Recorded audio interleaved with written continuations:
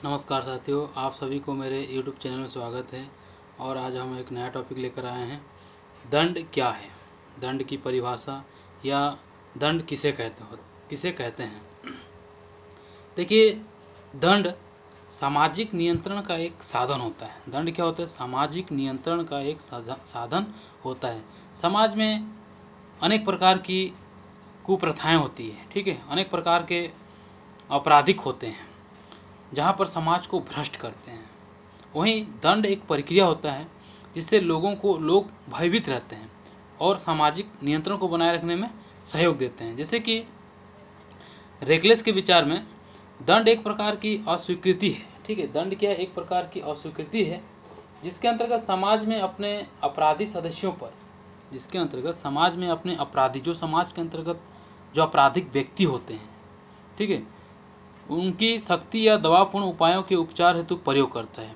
माने कि जो आपराधिक व्यक्ति होता है उसको भी भयभीत रहते हैं कि यदि हम ऐसा कोई आपराधिक कार्य करते हैं तो हमें समाज के अंतर्गत, कानून के अंतर्गत दंड को भोगना पड़ता है। तो कहीं ना कहीं वो व्यक्ति भयभीत रहता है, जहाँ पर सामाजिक नियंत्रण बने रहता है।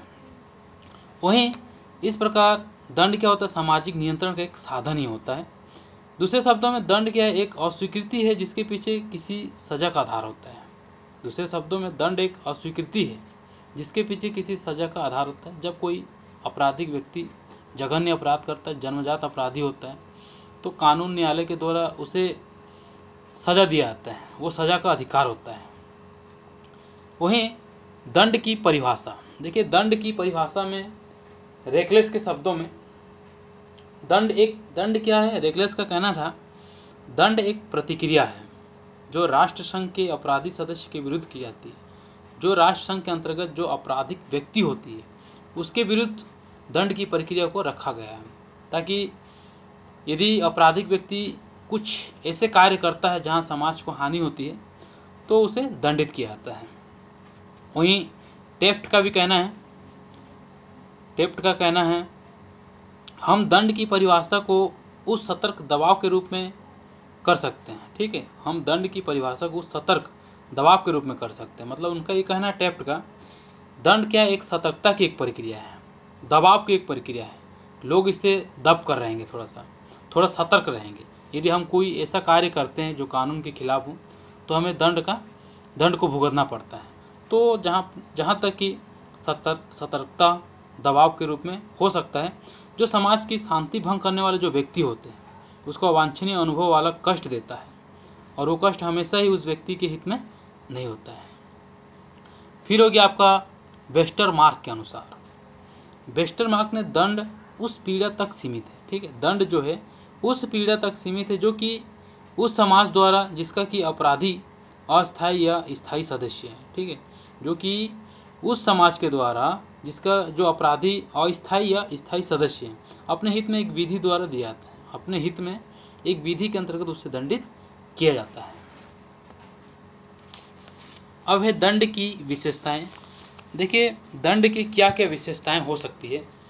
जैसे कि ये एक ऐसी मान्यता होती है जो समाज का वातावरण ही अपराध के लिए उत्तरदायी होता है, कि समाज का जो वातावरण ही अपराध के लिए उत्तरदायी होता है। इसमें दूसरा है अपराध के कारणों की खोज, ठीक है। अपराध के कारणों की खोज सामाजिक वातावरण में की जानी चाहिए, ताकि व्यक्ति की शारीरिक विशेषताओं में नहीं। इसमें भी अपराध के जो कारण होते हैं, क्या कारण होते हैं, उसकी भी खोज सामाजिक वातावरण में की जानी चाहिए, व्यक्ति के शारीरिक विशेषताओं में नहीं करनी चाहिए। तीसरा हो गया अपराध की अपेक्षा अपराधी पर अधिक ध्यान दिया जाना चाहिए, ठीक है। अपराध की अपेक्षा अपराधी पर, जो व्यक्ति अपराध कर रहा है, अपराध के अंतर्गत आप अपराध को छोड़ के जो अपराधी कर रहा है उस पर हमको ज़्यादा फोकस करना होता है। इस सिद्धांत के अनुसार क्या होता है ना, गलती मनुष्य से होती है, उसे सुधार का अवसर दिया जाना चाहिए। इस सिद्धांत के अनुसार गलती क्या था, मनुष्य से होती है और सुधार का अवसर दिया जाना चाहिए, जिससे मनुष्य को अधिक से अधिक न्याय मिल सके। नेक्स्ट है, इस सिद्धांत के अनुसार अपराध क्या एक बीमारी है। इस सिद्धांत के अनुसार अपराध क्या होता है? एक बीमारी होता है। जिस प्रकार बीमारी का इलाज किया जाता है उसी प्रकार अपराध का भी इलाज कर सकते हैं। ये सिद्धांत नेक्स्ट है, ये सिद्धांत मानवता के महान दृष्टिकोण पर आधारित है। ये सिद्धांत मानवता के महान दृष्टिकोण पर आधारित होता है, जिसके अनुसार क्या होता है, मनुष्य द्वारा मनुष्य को कठोर सजा देना अन्याय है।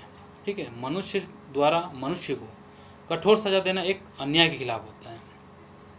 नेक्स्ट है, अपराधों के निराकरण के लिए समाज, परिवार और पड़ोस के वातावरण में सुधार किया जाना चाहिए। अपराध के निवारण के लिए समाज, परिवार और पड़ोस के वातावरण में क्या करना, सुधार किया जाना चाहिए, जहाँ तक कि अपराध नियंत्रण में रह सकता है।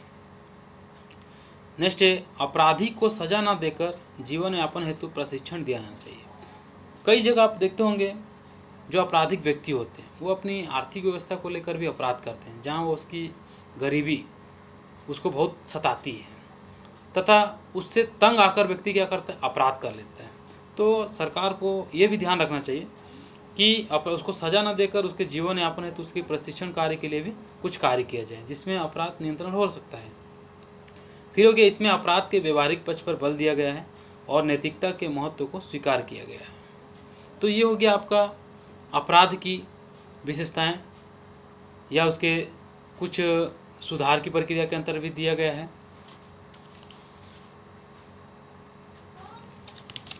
अब देखते हैं दंड के उद्देश्य, क्या क्या इसके उद्देश्य थे। जैसे कि समाज में व्यवस्था बनाए रखना। देखिए, दंड का सबसे प्रमुख उद्देश्य होता है कि समाज में क्या होता है, व्यवस्था बनाए रखना, क्योंकि समाज में शांति व्यवस्था को बनाए रखने का कर्तव्य राज्य को सौंपा गया है। इसी कारण जो होता है ना, राज्य को पूर्ण अधिकार है कि वह ऐसे लोगों को दंड का भागीदार बनाए जो कि समाज व्यवस्था को भंग कर रहे हो। तो इसका सबसे बड़ा उद्देश्य क्या होता है, समाज में व्यवस्था को बनाए रखना होता है। फिर हो गया अपराधी को सुधारना। देखिए, दंड क्या होता है, अपराधी को सुधारना होता है। यदि दंड की प्रक्रिया समाज के अंतर्गत नहीं रहेंगे तो व्यक्ति मनचाहा अपराध करते रहेंगे। तो दंड का उद्देश्य भी होता है कि अपराधी से बदला लेना। दंड का एक बहुत बड़ा उद्देश्य होता है कि अपराधी से बदला लेना अथवा अपराध के बदले कष्ट का उद्देश्य नहीं होता है, ताकि उसे एक छोटा सा दंड देकर उसकी अपराध प्रक्रिया में सुधार कर सकते हैं। व्यक्ति को सुधार कर उसे समाज के एक आदर्श नागरिक बनाना होता है। वहीं तीसरा है समाज विरोधी तत्वों को भयभीत करना। समाज के अंतर्गत जो विरोधी कार्य कर रहे हैं, जो आपराधिक व्यक्ति, उसे तो दंड को इसलिए रखा जाता है ताकि वो व्यक्ति उससे भयभीत हो सके। दंड का देखिए जो प्रमुख उद्देश्य ये भी है कि अपराधियों को दंड देकर उन व्यक्तियों को अपराध करने से रोकना है जो भविष्य में अपराध कर सकता है। दंड उनके लिए आतंक के रूप में उपस्थित होता है। फिर हो गया प्रतिशोध या पीड़ित व्यक्ति को संतोष प्रदान करना। ठीक है, प्रतिशोध या पीड़ित व्यक्ति को संतोष प्रदान करना, ये भी दंड का एक बहुत बड़ा उद्देश्य होता है, जिसमें अपराधी जिस व्यक्ति को नुकसान पहुंचाता है, ठीक है, उसके मन में प्रतिशोध की भावना उत्पन्न हो जाती है। उसके मन में क्या होता है, प्रतिशोध की भावना उत्पन्न हो जाती है और वो व्यक्ति से बदला लेने के लिए उद्यत होता है, बदले की भावना। परंतु हो सकता है कि जो पीड़ित व्यक्ति है कमज़ोर हो और बदला लेने में असमर्थ हो जाता है। ऐसी स्थिति में समाज की सत्ता सभी को न्याय और संतोष प्रदान करने के लिए दंड व्यवस्था का विधान करती है और अपराधी को दंडित करती है। पांचवा है प्रतिफल। देखिए, प्रतिफल का तात्पर्य होता है कि जो अपराधी दंड देने की व्यवस्था इसलिए की जाती है कि वो अपने किए गए अपराध का प्रतिफल प्राप्त कर सके। प्रतिफल इसी को ही बोलते हैं। जो व्यक्ति अपराध किया गया है तो उसको भी तो उसको फल मिलना चाहिए, जो गुनाह वो किया है उसका भी उसको प्रतिफल मिलना भी चाहिए। तो ये हो गया दंड के उद्देश्य। अब है दंड के प्रकार व स्वरूप। देखिए, दंड के क्या स्वरूप होते हैं, किस रूप में दंड हो सकते हैं, उसके कौन कौन से प्रकार हो सकते हैं। तो इसमें पहला दिया है मृत्युदंड। मृत्युदंड क्या है, जैसे कि दंड आरोहण की विभिन्न विधियों में मृत्युदंड का अपना स्थान होता है। विधि शास्त्रियों में भी इस बात को सदैव विवाद रहा है कि क्या राज्य को यह अधिकार है कि वो किसी को उसके जीवन में वंचित कर दे। सुधारवादी सदैव से इस दृष्टिकोण के रहे हैं कि मृत्युदंड बर्बरता के उस युग की स्मृति चिन्ह है जब प्राण के बदले प्राण, आँख के बदले आँख, दांत के बदले दांत। ठीक है, तो वही प्रकार क्या होता है मृत्युदंड। तो ये भी दंड का एक स्वरूप होता है जिसमें जान के बदले जान।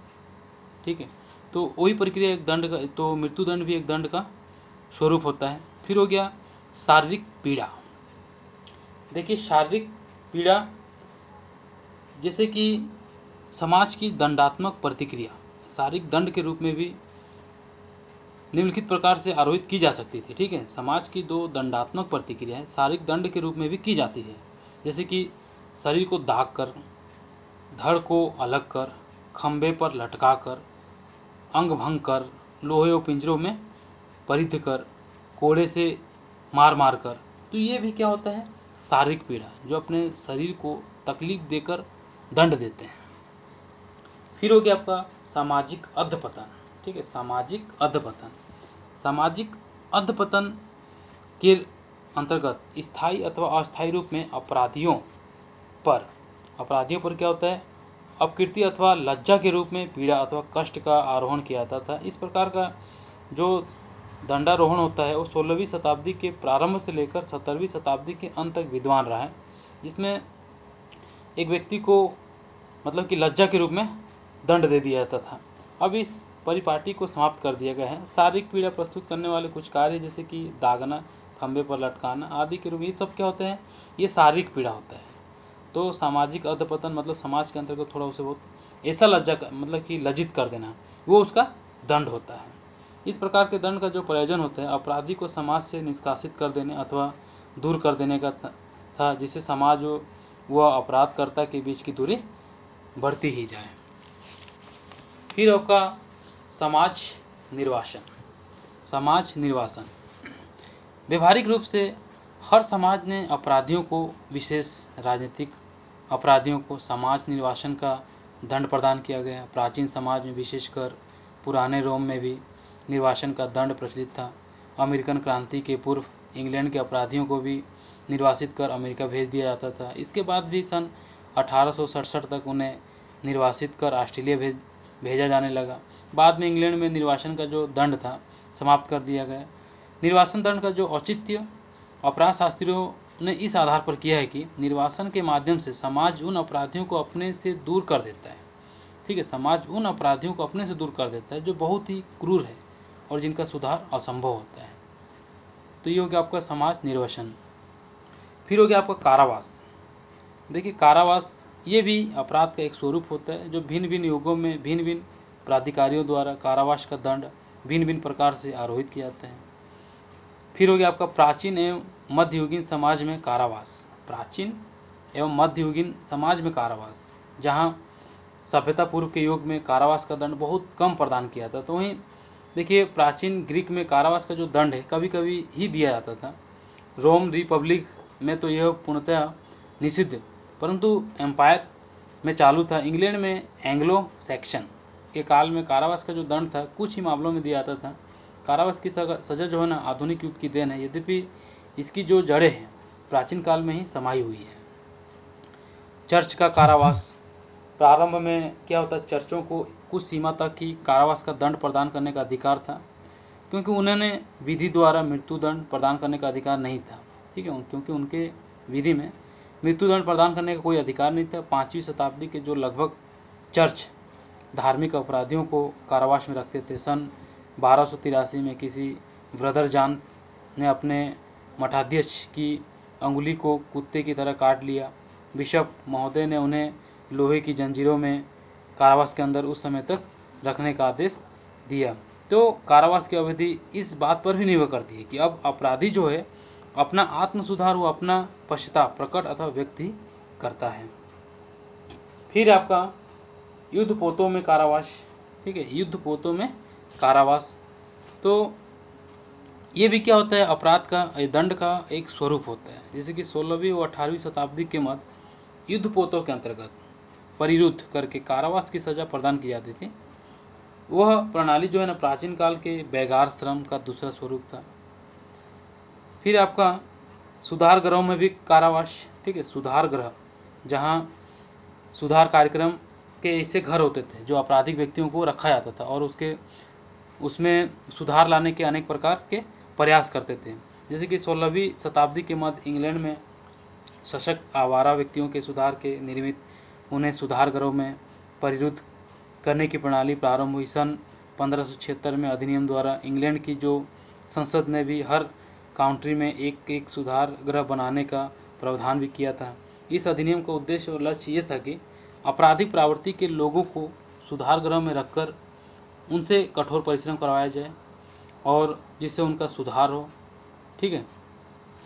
फिर हो गया आपका प्रारंभ का कारावास सुधार संचालन। प्रारंभ का कारावास सुधार संचालन ये भी 18वीं शताब्दी व 19वीं शताब्दी के प्रारंभ तक कारावास सुधार का संचालन इस सीमा तक पहुंच गया कि अपराधी को कारावास में किसी दंडात्मक प्रतिक्रिया के फलस्वरूप भी रखा जाए।